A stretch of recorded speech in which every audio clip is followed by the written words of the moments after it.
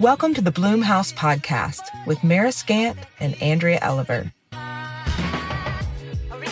Maris started a wedding planning business and grew as an entrepreneur. Andrea went the corporate event path. 10 years later, they're still learning from each other and comparing notes. From kids' playdates to ballrooms to boardrooms, they're still best friends, and they're sharing what they know, one episode at a time. Hello, I'm Maris Gant. And I'm Andrea Oliver. Today, we are here to talk about building trust with your clients. And Maris is the entrepreneur of the two of us, and she does an amazing job with building client relationships and all of these things. So I'm going to pull out of her a few things that I feel like are super impressive that she does very well, and I'm still learning from her on. The first thing that we identified is trust. You want your client to trust you. Do you want to talk a little bit how you get to that trust place with your client when you've maybe never even met them in person? Oh, yeah. I mean, it's just the fact that so I'm a wedding planner, and the fact that, people hire us at all is, you have to develop that right away because basically they're booking based on trust. When people reach out to us, before we even send them a proposal, we have them sign up for just a quick Zoom, just to sort of get to know them, get to know the key players, share a little bit about what we do, let them ask us any questions that they have, and then we send them a proposal. I feel like what you've always done is you've never behaved like a salesperson. You have always started with the client of, this is an important relationship, and if you feel like we have the connection you're looking for, I'm here for you, or if you want to meet some other people, please do. You've always let them know that they have room in this relationship to make choices, that you're not being purely directive. And I think that's a big... That is what I was trying to say. Thank you for summing it up for me. That they have to understand from the beginning, they're choosing you. Absolutely. Well, and we're choosing them as well. Mm-hmm. Like, not everybody's a good fit for everybody. We're certainly not every client. I can certainly tell when I'm going to call. Sometimes the person I'm talking to, I'm going, ooh, they're not the best fit for me. But a lot of times I'm like, ooh, I'm a little much for them. Or sometimes, with my younger associate planners, a lot of times I'll be on and I'll be like, oh, that bride is super young. And like, I feel like we kind of jive, but really she's a better fit for this person. Mm-hmm. So I think that builds trust right off the bat as well. Like, we're choosing each other. It's a relationship. It's a relationship. I think the other thing you're always super strong on is consistency with your communications. Well, I think that's something that's been developed over the years. I've done this for 13 years at this point. I certainly didn't have any structure in place when I first started. And so it's just been one brick at a time to where even now, something I would like to do with my full service clients is have a monthly meeting on the same day at the same time every month. I don't have that in place because everybody's schedules are all over the place. But, things like that are a goal, and at least letting them know what to expect of you. I think when we were talking offline earlier, we just talked about whatever your process is with your clients, keep it from start to finish. Like, look at me. I'm a person that's going to email you back usually within a couple hours. I do turn my phone off at night, usually around 7, but that's me. So if it's going to take, 24 hours, 48 hours for me to respond to someone, I'm going to get ahead of it and put a vacation responder or, something to just sort of let them know that the response time might be a little longer. Now, is it important for everyone to have a 2-hour response time? Absolutely not. But if that's my consistent behavior, then they sort of trust that from me. And then if it's not that, they're going to get anxious. They're going to get worried. Oh, good point. Say there's someone that, I'm talking in wedding planner terms. So there's a wedding planner term and they do it on the side. They have a 9 to 5. As long as they tell their clients from the beginning, like, here's my deal. And I will, if you email me during the day, I'll typically respond in the evenings and on the weekends, but I have a 9 to 5. So, say they take 48 hours to get back to a client. That is just as fine as me responding within 2 hours, as long as the client knows to expect that from them.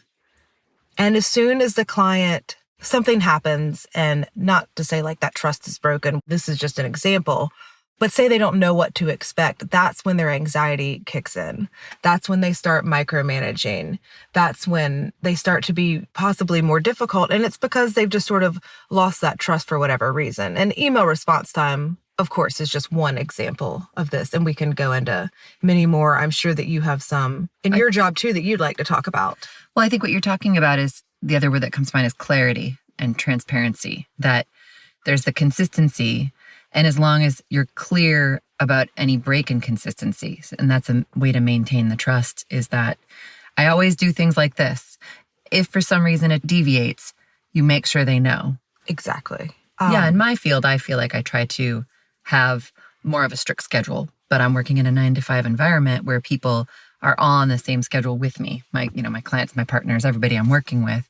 So for me to set out a 6-month, 3-month, 2-month, 1-month meeting from the day that I got a date set is a pretty easy way for us all to work. Because you are all, in a more corporate environment, you're all on the same schedule. Whereas I'm working the middle of the day typically, but a lot of my clients have 9 to 5. So sometimes it does have to be evening or sometimes Saturdays. Yeah. There's a lot of Saturdays. That's true.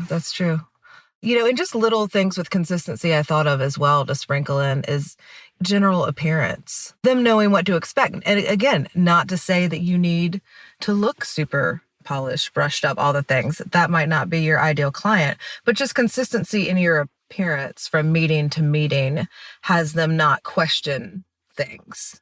And even I Zoom a ton in my job. It's mostly Zooming. And I try to Zoom from the same spot each time because I feel like they'll get distracted by the background being different. If the background is different, like, oh my goodness, where is she? What is she doing? Is this her home, but just a different room? Is she on vacation? Just these questions when we're supposed to be focusing and just having sort of a neutral backdrop that isn't distracting as well.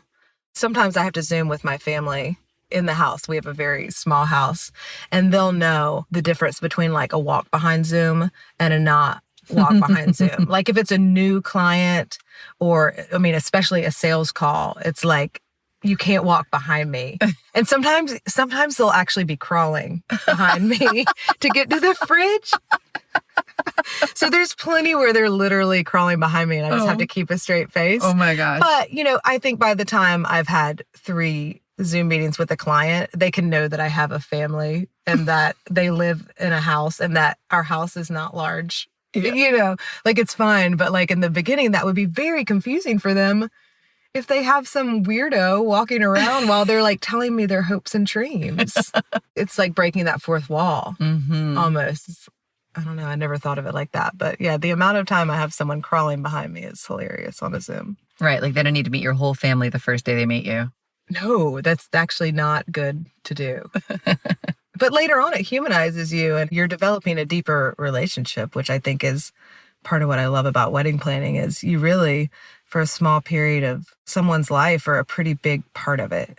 It's just that connection is really cool. What about the balance with when you have a new client and you're trying to establish the right amount of communication and you try not to overwhelm them? Whew, that's the thing.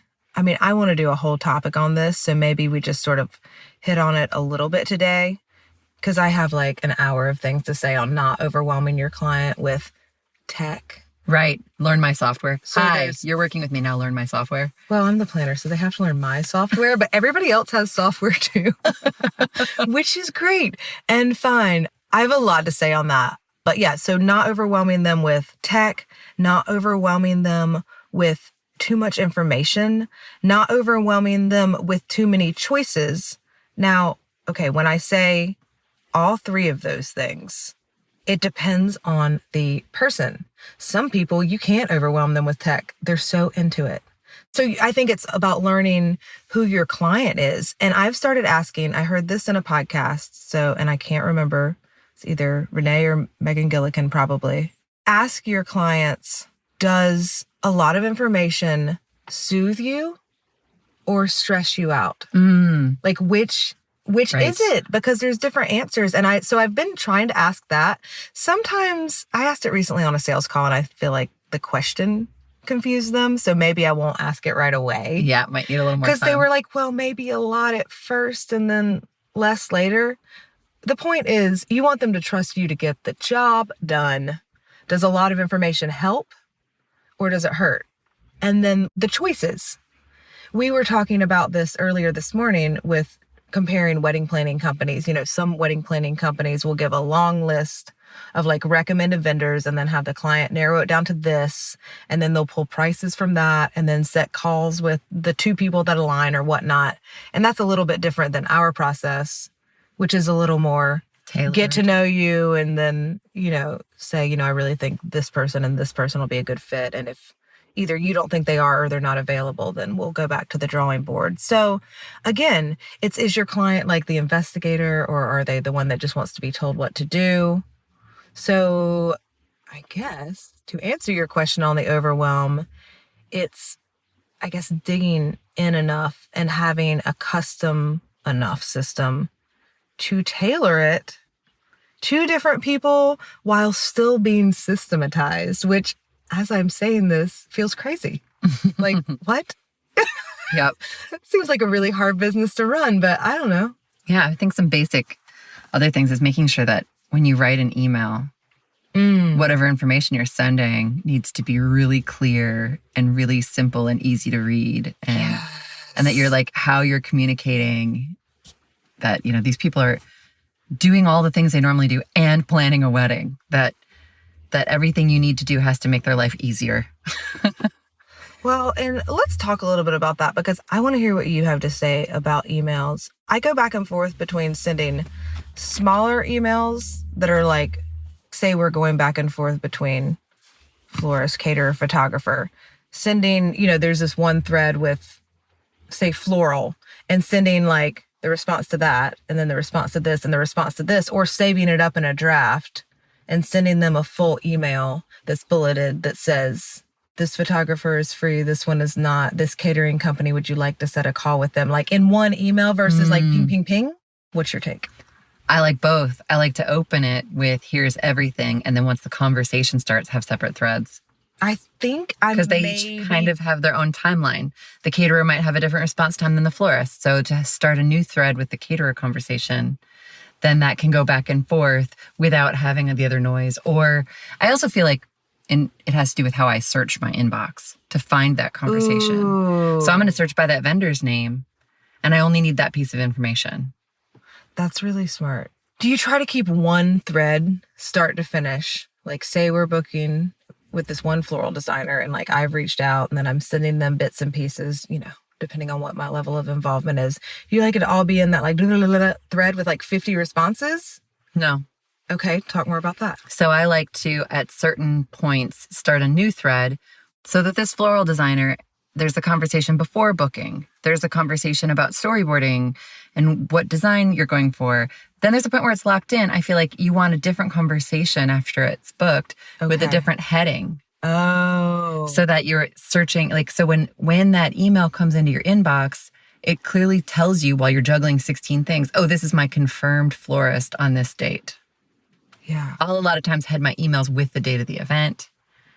I try to make everything in there so that I can come back to it, but I also don't like too much noise. So I like to start a new thread at a certain point in the process. I feel like I'm still working on this level of systemization in my business.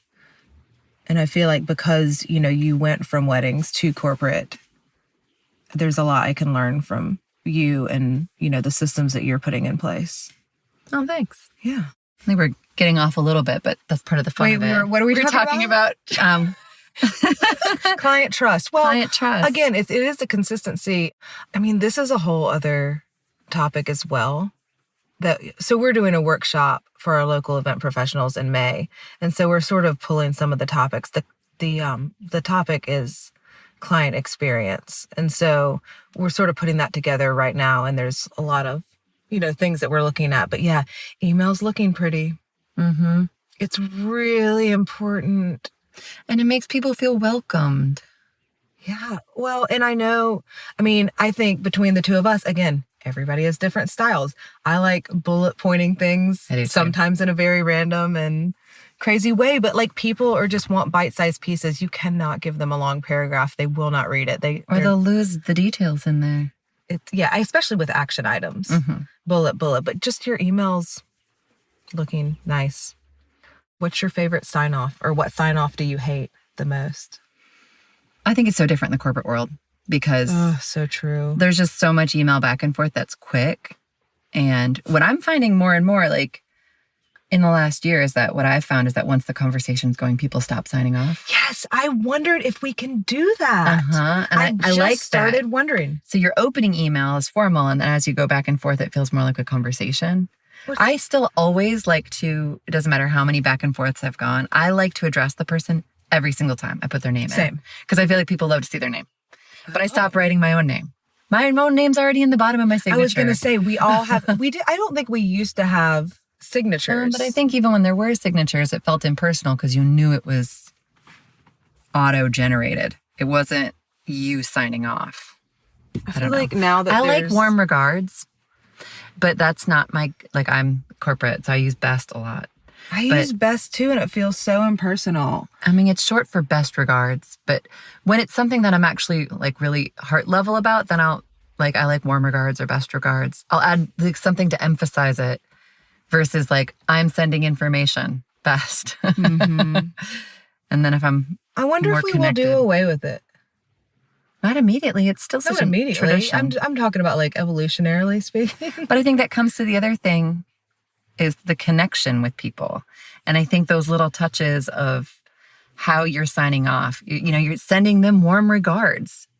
That's a way of connecting. You're sending them a connection. So I think that some of those formalities have a place of opening with someone's name and at the end closing with a well wish for them. Like, how can you say that part of the connection will go away forever? It still has meaning.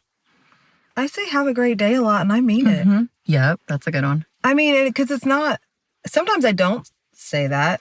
I love cheers, which is totally British. I was going to say, I do cheers a lot, and I question it because I feel like some people it'll rub them the wrong way. Like especially in the South. Take them out of the moment. But I do feel like in event planning. You can. I use cheers. We're toasting to your day all year round. I use best. I use have a great day. I use have a great weekend. But sometimes I always have to go back through my emails because it'll say, "Hey there, hope you're having a great day." And then at the bottom, I'll be like, "Oh, I can't say it again. What do I say?" Maybe I'll take it out. Maybe I'll take it out of the top.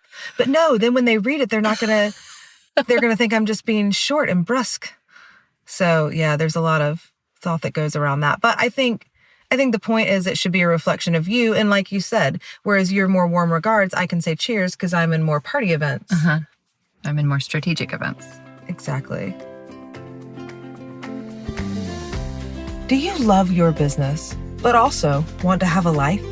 We can help streamline your workflow so you can create time and space for what matters most. Whether you're a new business or have been around the block a few times, we offer one-on-one consulting services, meeting you where you are in your business journey. Simply fill out the contact form on our website, bloomhousenc.com, and we'll be in touch within a day to schedule a quick discovery Zoom to get you moving in the right direction right away.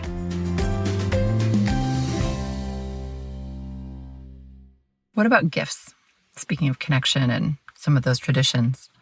We do a welcome gift, and I started with we do, which is not really what you ask, but I love it. And I don't just send them a box fox. Like I actually shop for it local. Well, what I do is when I'm, browsing around shops and whatnot, if I find little things that'll fit in a box, I just have them. And then at home I have a gift box. And then when I actually book the client, I can pick stuff that looks like them. So obviously it's something that we could automate as we grow, or like I could have one of my other planners do it.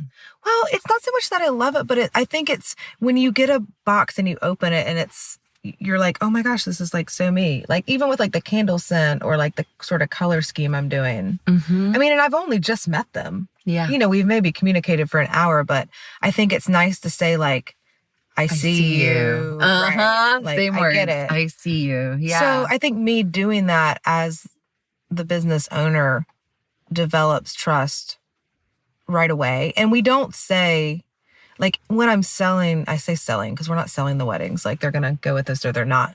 But I don't say like, I don't put the gift like you're going to get a gift. You know, like we don't tell them. No. It's more of a, It's not like, hey, it's exactly, I see you. right. We're starting a relationship and I'm going to start it by showing you how I see you. Exactly. But I know that so many other vendors, I mean, there's so many other ways to do gifting where you're just, you know, it's a surprise and you're sending them, whether it's just some sort of, sometimes I'll do like a coffee gift card. Like if I know they're coming to our area, I'll do like a gift card for like my favorite coffee shop to draw them in there. Mm-hmm. And they might run into you there. And that's true. That's true. I'm there almost every morning at 8:30. Oh no. And finally, and they know my name there now. Oh, that's I good. I was anonymous for so long. And now they actually are like 16-ounce triple oat milk hot. Yes. Anyway, the point with gifting is, I don't know. I don't know if there's a point. It's nice to surprise people. I mean, I think it's a way to go above and beyond that's not like blurring lines. It's just a genuine sort of thing. And I started doing it maybe 3 years ago.